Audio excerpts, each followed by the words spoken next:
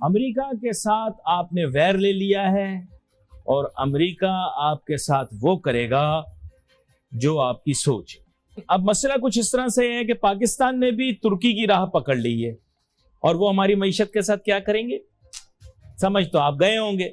रूस आपका कभी नहीं होगा। रूस ने आपको डिच मारी, डिच मार के इंडिया चला गया।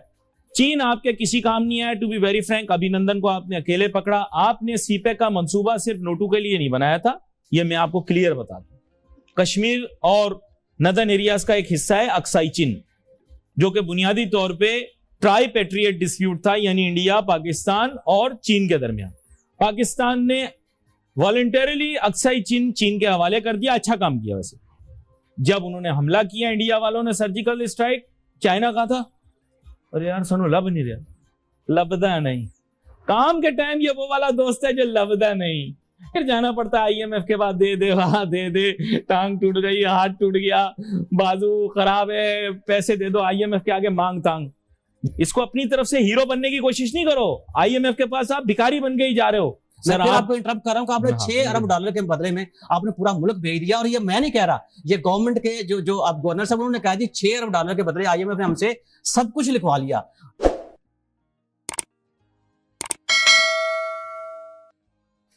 महंगाई का तूफान जारी है and we are in the eye of the storm.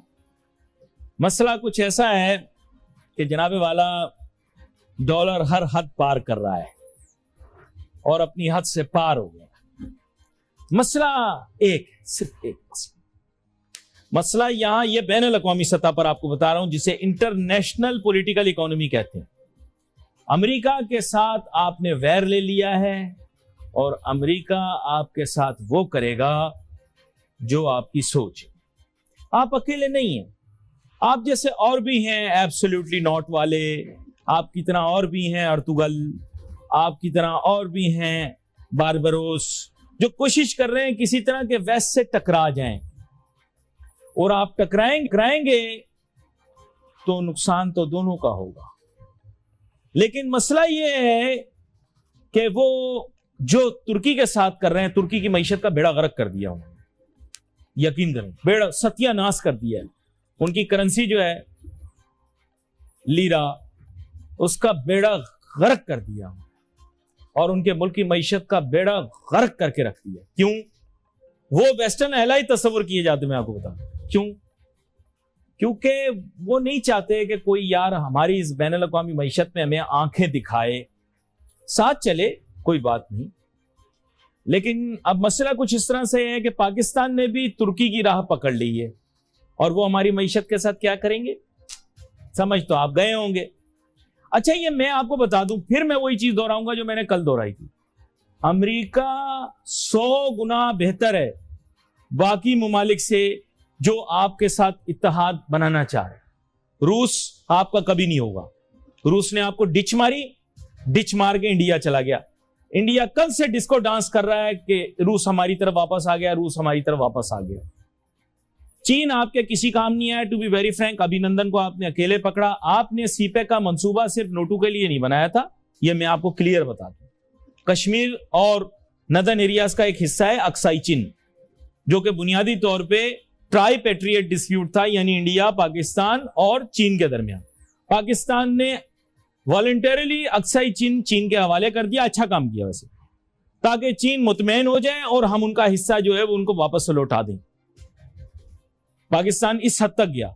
Pakistan ने सीपेक का मंसूबा स्ट्रेटेजिकली बनाया था ताकि खुदा न खास्ता अगर हिंदुस्तान हमें मैली आंख से देखे, कश्मीर या हमारे नदर्न एरियाज पे अटैक करे, तो चीन शायद हमारी मदद के लिए आ जाए। इसीलिए सड़कें बनाई हैं ताकि वो बड़े आराम से यहां पर आ सके और हमारी मदद कर सके। लेकिन जब उन्होंने हमला किया इंडिया वालों ने, सर्जिकल स्ट्राइक, चाइना कहा था अरे यार सुनो लब नहीं रहा, लबदा नहीं। काम के टाइम ये वो वाला दोस्त है जो लबदा नहीं, जिस टाइम खाने का बिल देना हो लबदा नहीं। फिर जाना पड़ता है आईएमएफ के बाद, दे दे वहां दे दे, टांग टूट गई, हाथ टूट गया, बाजू खराब है, पैसे दे दो, आईएमएफ के आगे मांग तांग। यही किया ना। इसको अपनी तरफ से हीरो बनने की कोशिश नहीं करो। आईएमएफ के पास आप भिखारी बन के ही जा रहे हो, कोई हीरो बन के नहीं जा रहे। खैर, मैं तो लगा रहूंगा। आजकल तो भाई मौसीकी का दौर आया है, कोई गाना गा रहा है कि जनाबे वाला तुम देना साथ मेरा, तो आप समझ गए ना, यानी वो गाने गुने आए हैं। महंगाई का मौजू ऐसा है जहां हुकूमत हमारे साथ इसरार कर रही है कि बैनुल अक़वामी सतह के ऊपर महंगाई हुई है, इसलिए पाकिस्तान में महंगाई हो रही, नंबर 1। नंबर 2, हमें ये कह रहे हैं कि दूसरे मुमालिक में महंगाई की शरह हमसे ज्यादा है और पाकिस्तान दुनिया का सस्ता तरीन मुल्क है, जिसके ऊपर सॉरी मुझे अपनी हंसी कंट्रोल नहीं हो रही, दुनिया का सस्ता तरीन मुल्क जो है वो पाकिस्तान है।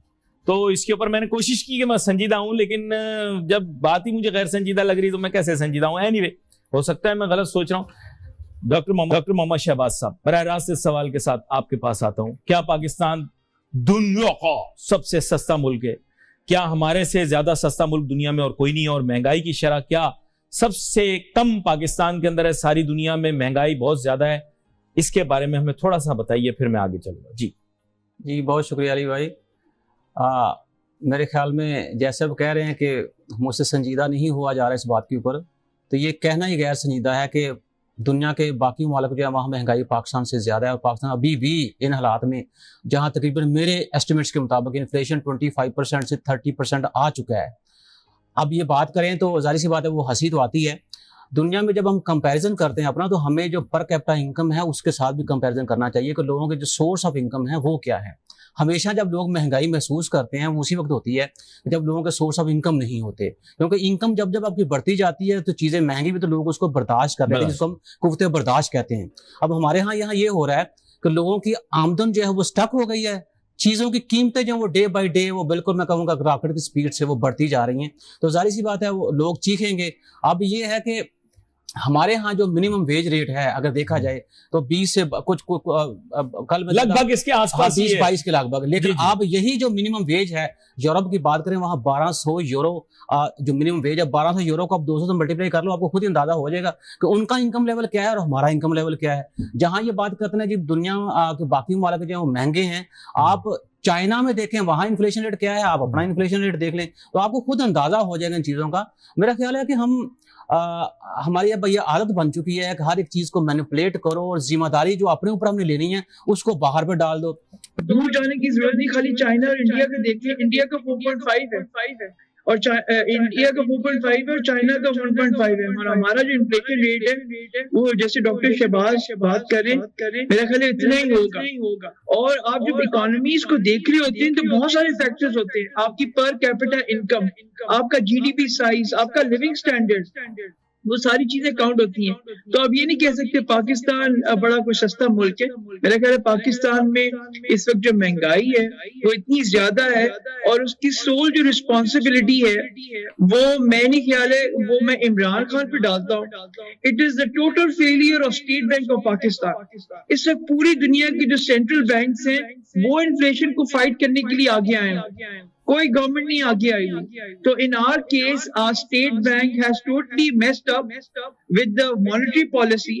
और अगर आप इन्फ्लेशन जो है 9.5% से 10% भी ले जाएं तो अगले 12 से 18 महीने में ये इन्फ्लेशन कंट्रोल नहीं होगा और पाकिस्तान टेक्निकली स्पीकिंग इस वक्त स्टैगफ्लेशन में। And what is stagflation? When you have high inflation and lower growth. तो हम 1970 वाले एरा में आ गए हैं, हिस्ट्री रिपीट कर रही है 51-52 साल बाद कि पूरी दुनिया में स्टैगफ्लेशन आ गया और ये स्टैगफ्लेशन जो है इतनी जल्दी नहीं जाने वाला, ये एटलीस्ट 2 से 3 साल रहेगा। लेकिन उन्होंने एक और पर्चा भी दिया एक और चीज ऐड करूं, आपको याद है आज 3 साल पहले जब ये गवर्नमेंट आई थी एक केकड़ा प्रोजेक्ट जो था उसके ऊपर बात हुई, हमें वो ख्वाब दिखाए करें, खोद के दूसरी तरफ जापान निकल आया, गैस नहीं निकली, हम लोग जो है जब वाला उसके ऊपर हम फिर चुप हो गए। हमें जो ये जो इंटरनेशनल प्रेशर्स हैं उनसे थोड़ा सा बाहर निकलना चाहिए, क्योंकि ये जब तक आप जनाबे वाला इकोनॉमिकली आप स्ट्रांग नहीं होंगे ये प्रेशर खत्म नहीं होंगे। क्योंकि मैं ये समझता हूँ, जैसे मैंने आप ही प्रोग्राम के अंदर ये बात कही थी कि हमारे पॉलिटिशियंस को ये समझना चाहिए कि economics is politics and politics is economics. और आज का जनरल जो चीजें हो रही है ना वो ये है कि आपके पास स्ट्रेंथ होगी इकोनॉमिक्स के पॉइंट ऑफ व्यू से मुल्क स्ट्रांग होगा फाइनेंशियली, तभी ये प्रेशर रिलीज करेंगे, वरना ये प्रेशर बढ़ते जाएंगे। और ये प्रेशर देखें अभी आपने क्या किया है, सर मैं आपको इंटरप्ट कर रहा हूं कि आपने 6 अरब डॉलर के बदले में आपने पूरा मुल्क भेज दिया। और ये मैं नहीं कह रहा, ये गवर्नमेंट के जो आप गवर्नर साहब उन्होंने कहा जी 6 अरब डॉलर के बदले IMF ने हमसे सब कुछ लिखवा लिया। तो ये मॉनेटरी पॉलिसी का मैस होना बनता है, आपकी पॉलिटिक्स का मैस होना बनता है, आपकी जो इकोनॉमिक पॉलिसी उसका मैस होना बनता है, क्योंकि आप ये उनको लिख के दे चुके हैं। और बहुत सारी चीजें जो कौम से छुपाई जा रही हैं कि बड़े बड़े नहीं, मेरी एक्सक्यूज मी यहाँ पर मुझे ये बताएं, सीपेक के एवज भी तो आपने सड़कें रखवा दी, एयरपोर्ट रखवा दिए सर, वो बुरे ये मेरे सभी बुरे नहीं, उसमें तो सभी बुरे उसमें बुरा कोई नहीं है। देखिए चाइना ने तो सीपैक का जो है वो पाकिस्तान में प्रोजेक्ट शुरू किया, बहुत अच्छा प्रोजेक्ट था। हमारा काम था उस प्रोजेक्ट से हम कितना फायदा लेते, ये हमारा काम था। और ये तभी होता है कि देखिए आपका जब ग्रास रूट लेवल की बात करते हैं, अपनी इकोनॉमी की बात करते हैं, आपके घर के पानी के अलावा है नहीं उस टंकी में, हमने वहां पे पैप लगा दी। बेसिकली बात ये, वेस्टर्न चाइना तो रेगिस्तान है, हमने उनको सड़क बना के दे दी, तो मतलब हमने उनके लिए काम किया है।